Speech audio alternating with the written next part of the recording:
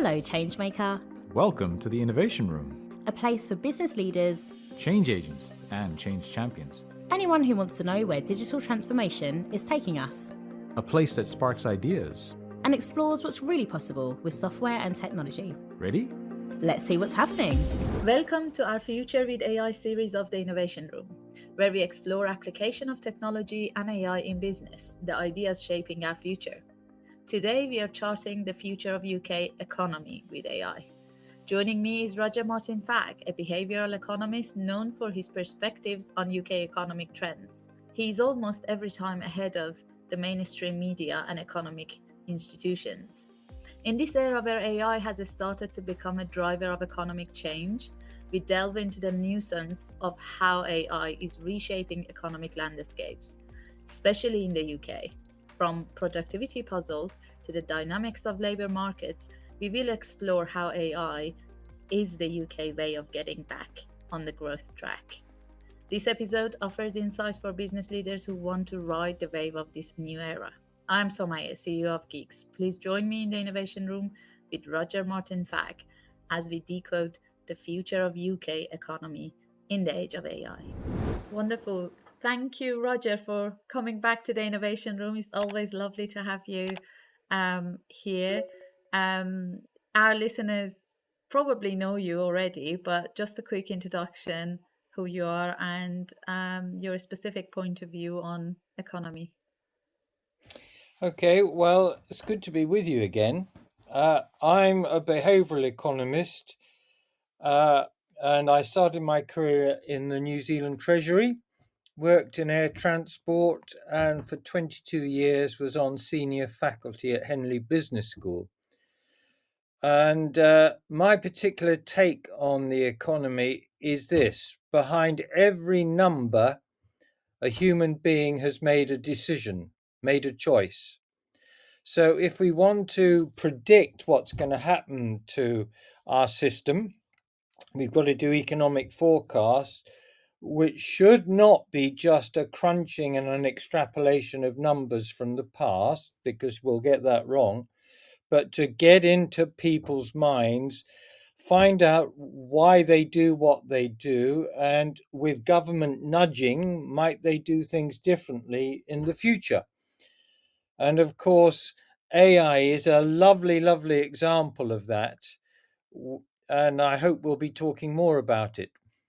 Wonderful. So before we get into future of UK economy with AI, which is the topic of this episode, we have a tradition. You know that you've been on the podcast before, so we have a tradition of the guests choose somebody, fiction or real, dead or alive, to bring with them into the innovation room if they were going to do some innovation work.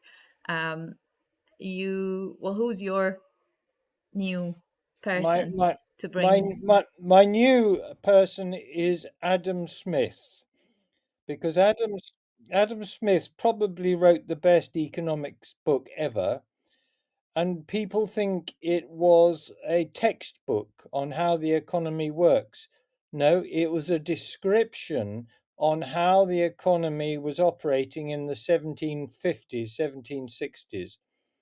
And he was an acute observer of human behavior, and all he did in the book was write it down. And I think in today's world, we have somehow forgotten human behavior with big data. I mean, just to give you an example of big data, I always say to people, you know your partner extremely well. You've probably lived with them for many years. So you've got a lot of data on their preferences. So you always get their birthday present exactly right.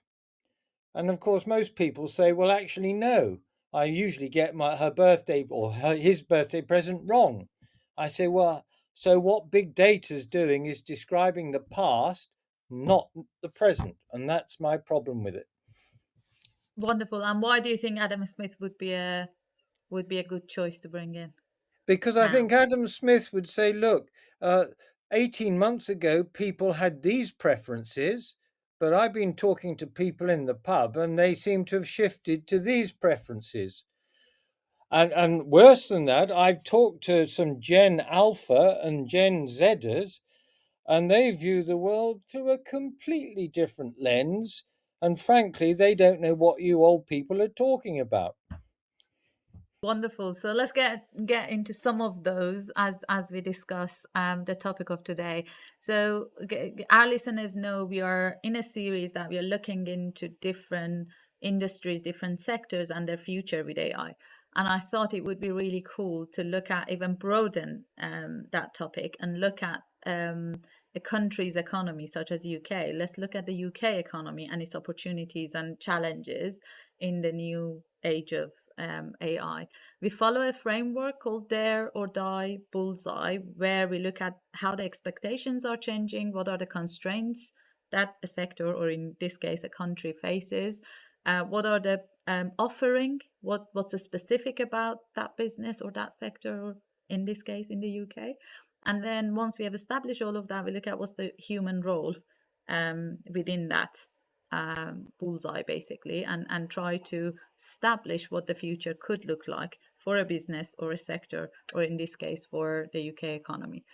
So if we want to start that, and we want to look at the expectations, can we start with establishing, in your view, what is it unique about UK economy that makes it different to other G7 countries, or even the up and coming emerging economies? What is it specific about UK? Well, from an economics point of view, what is unique about the UK is its massive underinvestment since 2012. And the financial crisis hit the Western world, it hit everybody, but other countries began to increase their rate of investment much earlier than we did. In fact, we didn't. We went through austerity. And then by 2015, things were beginning to move. And then we had the Brexit vote, which pushed it all back. And so basically, the British economy has not invested in its future for the last 12 years. And we've got a massive catch up to undertake. Our growth rate cannot be greater than about 1.3% without inflation, because we just don't have capacity. And it's a blot on our future. It's a huge criticism of government. And I exclude small businesses from this. Big corporates have chosen to use their profits to buy back shares, which triggers their bonus payments, rather than using profits to build the business of the future. And I wonder whether you actually find this. A lot of firms say, I like the look of this, but I can't get it past the finance director. So, Sorry, I do hear that, but I always put it down to the fact that it's an uncertain time, and that's why they find it more difficult. The executive teams, they have to work harder to get the board approval to do proper investment. I didn't put it down to them being, prioritizing their own profit or bonuses over. well, there's overwhelming evidence that this is big corporates, because their bonus schemes are not related to sales or productivity, but earnings per share. If Yeah. you buy your shares back from the market with your profits, you're reducing the number of shares in issue. So arithmetically, you automatically increase earnings per share. Mm-hmm. And the evidence is quite clear in the UK. This is what has happened in the last 10 years. Okay. And it's an And indictment. yeah, and how does it show itself compared to other countries, like what the business leaders, how do they feel, how do they see it in their day to day, or like monthly, quarterly, annual planning and stuff? Well, what we let's look at it nationally. What we see is GDP per person is basically flat. Yes, if we take GDP as a whole, it has grown slightly, but because our population has grown by 7 million over the period, GDP per person is completely flat. And that, if you compare us to our European partners, we are one from the bottom in terms of our productivity per person. And this is primarily due to underinvestment in Mm. technology, in people, in machinery, across the board. Okay. And how do you compare that? So we're talking about expectations. So what is the expectation of the UK economy? What do you expect um, from the government and business and everybody? What do you expect to happen in the next 12 to 18 months for us to get out of the mess? What I expect to happen is there will be a Labour victory, and I think the new government will be absolutely clear that there is a long, long road we have to go down, which is going to require some very hard choices. But one of the choices must be to emphasize investment by government in infrastructure and business in their future. And you probably know that at the moment there's 100% capital allowance. I think the new government will make that permanent, and I think they will broaden the definitions of what spending can be fully offset against a year's income. And within that, I think there'll be a significant extension of the definition of investment. So, bluntly put, anything broadly associated with AI, I think, can be fully expensed. I expect to see that. This is And very interesting because when we were talking before, you said the shadow chancellor's plans looks like a conservative economic plan, and what you're saying is not a Labour kind of plan to support AI or technology massively because it means automation. It means some roles will be replaced. We've seen it when, for example, the in the train stations, the machines were replacing the ticket handlers, and there was a big, massive row of the unions and the labor saying that no, this shouldn't happen. Which for a technologist like me or some other people, it's a no-brainer. Like those people are not having a fun job.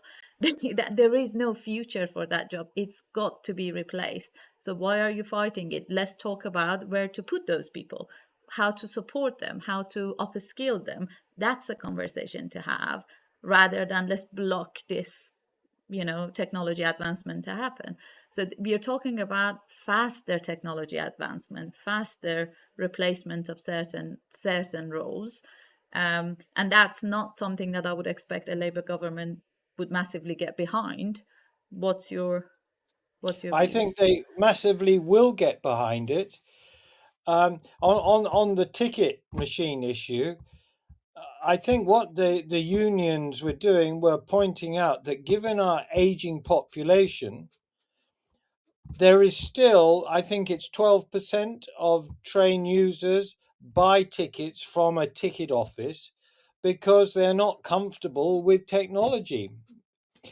Uh, and so I don't think they were arguing the job losses. I think they were arguing customer response more.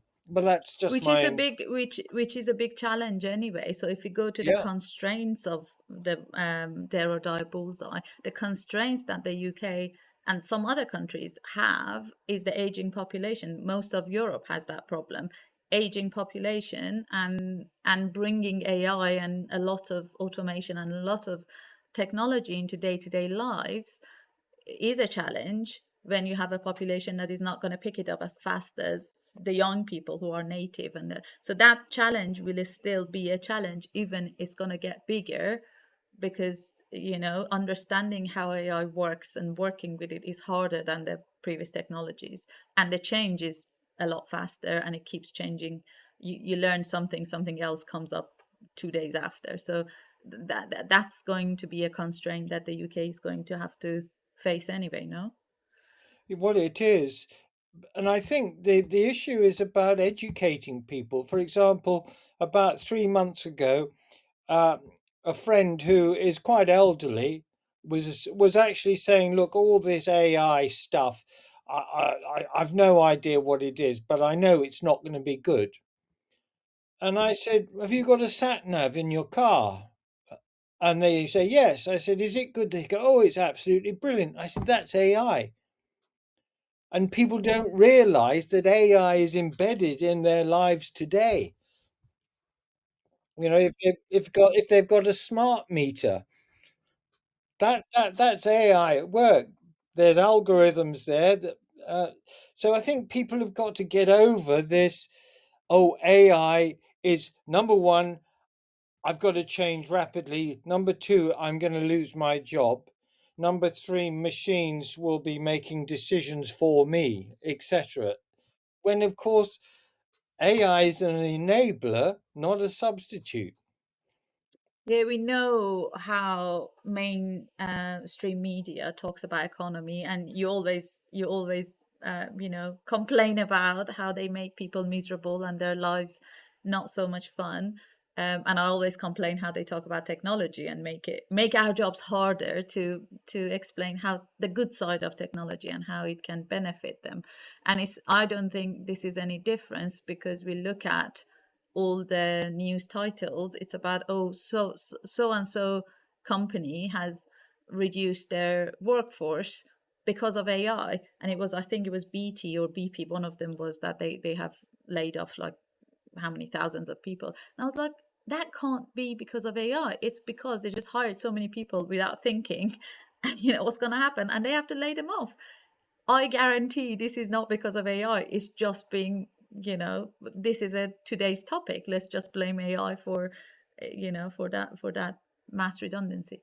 So what do you think people need to hear, or where can they hear these things? What needs to change the conversation? Because we need to educate people. We need to prepare the society. The nudges that you're talking about, we need to nudge the society to do the right behavior. Sure. I mean, I think the only way we can do this is to say, look, a step change in technology happens about every 50 years. And the first step change in technology, which was around 1800, which was spinning and weaving, making fabric. And there were riots, and people say our livelihoods would be gone, etc., etc. The world didn't end. Then we had the step change with the electric motor and the internal combustion engine. The world didn't end. We had the step change after the Second World War. The world didn't end. We're going into a step change now. And I think people have got to be shown that what AI is going to do is basically automate, in the broadest sense of those words, repetitive and routine tasks. That is at its core what it does best. If something is complicated and it involves human ingenuity, AI is not there yet. So for me, AI is about back office. It's about customer service, chatbots. It's about autonomous vehicles. It's about medical diagnostics. So it's about removing the drudgery for people and allowing them to work at the more creative human interaction end of life. That's my take on it. Yeah, it's true, but it's got to have its challenges when we talk about the wider um, economy outlook. So I want to ask you about what do you see as UK specifically economy challenges, like big picture challenges when it comes to these kind of stuff. Because imagine, yes, autonomous vehicles, no brainer. Already their stats is so much better than human drivers. So it's a matter of time. It's a matter of regulation catching up, and like we solve some of the regulation, like insurance, who's going to pay for it, like whose fault is it if there is an accident, those kind of stuff. Once we solve those, then it's going to be an overnight. It's going to be like Uber changed the way we, call a taxi. And it overnight is going to impact a lot of people. That retraining them and putting them on some other jobs is not going to happen overnight. So if you're not planning for that already as a government, as some charities, some public sectors, if we are not trying to solve those problems ahead of them happening, then I think there's going to be riots, there's going to be like challenges, big people, all of a sudden big portion of people having to go on benefit because they haven't built up the skill. We haven't thought about where to put them in different jobs. So what do you see UK specifically, the UK specific challenges when it comes to those kind of advancements in technology? And if we want to see those advancements to get UK out of the mess, then what are the challenges we have to think about? Oh, the challenges are significant. Let's start with why we need AI, and you've hinted at it. We as a nation are aging, as are Western economies, and old people are expensive. And in social market economies, government has undertaken to look after old people. The number, I'm going to be very blunt. I look at our demographic profile, and there are the makers, that's the workforce, and then there are the takers, that's the elderly and children. And over the next 15, 20 years, the proportion of makers is going to shrink. The proportion of takers is going to rise. So, what we've got to do is get the productivity of the makers up so that the same percentage tax rate yields more money to look after the takers. That we have to do that. It's an imperative. And so therefore a Labour government, I'm now assuming, will say, okay, how are we going to get the productivity of the makers up? We've got to bring back what used to be called technical colleges, where 50% of the population who haven't been to university can actually go for retraining, move into new sectors. And it used to be called sandwich courses. You were in work, but then you went to college one day a week. The Blair government basically got rid of that. I think the new government will bring those back in. And that then gives us, they want to call it opportunity for all, but it increases the government's tax revenues as that productivity picks up. But it's going to take 10 years. Mhm. And I think what you said there about the takers and makers, like, is it okay to assume that if you were advising government, you would have advised them to incentivize businesses to innovate in the areas that would decrease the cost of looking after the takers? Say for example, if the government, yeah, Yeah. so if they incentivize people who would bring the cost of home cares down, bring the cost of healthcare down with AI, then that's better. So we have to make those sectors a lot more efficient because we have more customers and not enough money to look after them. Absolutely right. I mean, I think one of the simple examples is these days you go to a modern restaurant and your order is done on an iPad. And I wonder how many home carer visitors who've got 15 minutes to look after an elderly person till they move. I wonder if they've got an iPad where they note. I bet they Mm. haven't.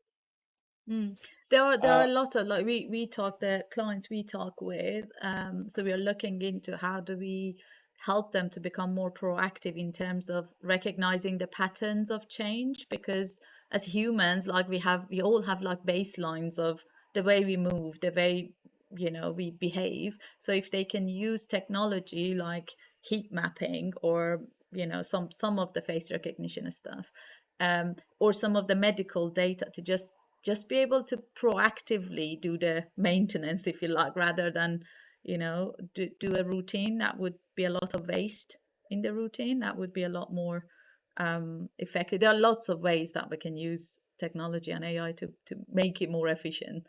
um, from what you said, that is just like, just use technology as opposed to papers, and still in NHS there's like forms to be filled and then taken, and then input to the system, and whenever I go to, I get massively frustrated. I'm like, can we just use a voice recorder and it would type it up for you? Like, it's not even a new technology in a sense, but yeah. Absolutely right. There was a lovely example of we've now at last pretty much automated prescriptions, Mm, and that's saving a GP about an hour a day. Now, it's just for me, it's very, very simple stuff. But everyone's got in their head that it's about, massive data centers and very complex. It's not. And I just think I, have got an issue that there is a conversation problem with people under 30 and people over 50. Their view on how things work, the language they use is quite different. So one of the challenges is actually, well, I'll give you an example. My wife, who is 70, rings our daughter up, who's 36, and says, "Oh, well, Katie, I'm having a terrible issue with this, this, and this." And my daughter says, "Are you serious? How can you be having a problem with this? All you do is this, this, and this." And my wife said, "Yeah, it's all right for you. You know what this and this is, but I'm looking at a screen here and it's not doing what I think." And my wife's got a first class honours degree. She's clever, but she's old. And I think that is we need as a nation to have the conversation about what our future looks like and who's going to create it. And the creators are under 30. yeah, That yeah. that's the key. Yeah, absolutely. Absolutely. We have seen that problem in the past in technology creation, such as social media, or media, or sorry, medical um technologies that have been created that are based on, white male, and it doesn't recognize, or it doesn't, work for Middle Eastern women, for example. So we do have those problems. We are aware of them, which makes me be a bit more optimistic, be a bit more hopeful that we have learned from, if we don't include all people, then the technology won't work for all people, and then we have to go and deal with all the problems that it creates. If we look at, so let's assume UK does great governance, and all businesses do the right thing, they embrace AI in the right way, they bring it up. What would the UK look like in, in the future, if we have done the right choices? How do we know we have made the right choices? What would be our unique selling point as an economy if we have done the right choices? If we made the right choices in 10 years' time, our real growth rate would be running 2.5-3%, and the world will be saying, "Look, one of the leading countries for AI development and implementation is the UK." At the moment, we have the reputation for doing the theoretical end of AI, but our reputation for the implementation is pretty poor. I think China wins on the implementation stakes compared to us. And how hopeful are you that we could, like, given our history, and I know we could be completely based on behavioral, economy or behavioral psychology. We can't, predict the future based on what we have done in the past.